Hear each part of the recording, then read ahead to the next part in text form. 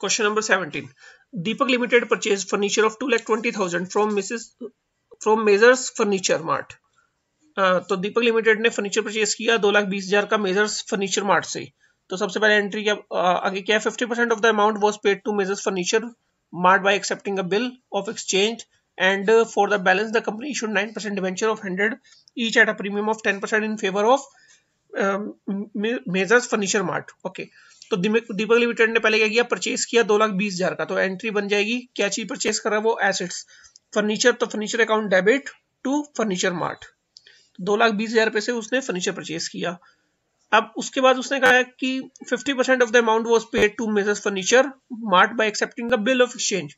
तो ठीक है, अब यहाँ पर क्या किया हमने कहा 50% की जो पेमेंट हम करेंगे उसको हम बिल से करेंगे.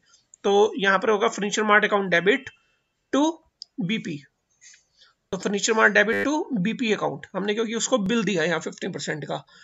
अब उसने कहा कि जो बाकी के जो है वो आपको 9% डिबेंचर इश्यू करने हैं 100 रुपीज के, लेकिन प्रीमियम पर. ओके, तो हमने अब जो फर्नीचर मार्ट को पेमेंट करनी थी वो थी 1,10,000, क्योंकि 220 में से 50% तो हम उसको बीपी दे चुके हैं.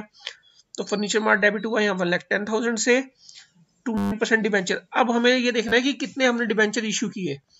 तो इसका वर्किंग नोट देखो, number of debentures to be issued. सबसे पहले परचेज कंसीडरेशन कितना पेमेंट करना था, 1,10,000 का. अब यहाँ पर जो हमारे डिबेंचर इश्यू हो रहे हैं वो प्रीमियम पर हो रहे हैं. डिस्काउंट पे होते थे तो हम माइनस करते थे, अब प्रीमियम पे हो रहे हैं तो हम इसको प्लस करेंगे.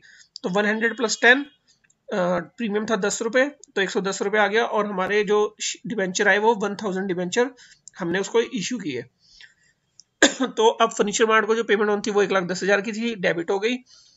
डिबेंचर जो हमने इश्यू किए वो थे 1,000 डिबेंचर्स मल्टीप्लाई बाय 100 रुपीज का एक डिबेंचर था, तो 1 लाख रुपीज. और सिक्योरिटी प्रीमियम होगा क्रेडिट, 1,000 हमारे डिबेंचर्स थे मल्टीप्लाई बाय 10 रुपीज, तो 10,000 का हमारा प्रीमियम हो गया.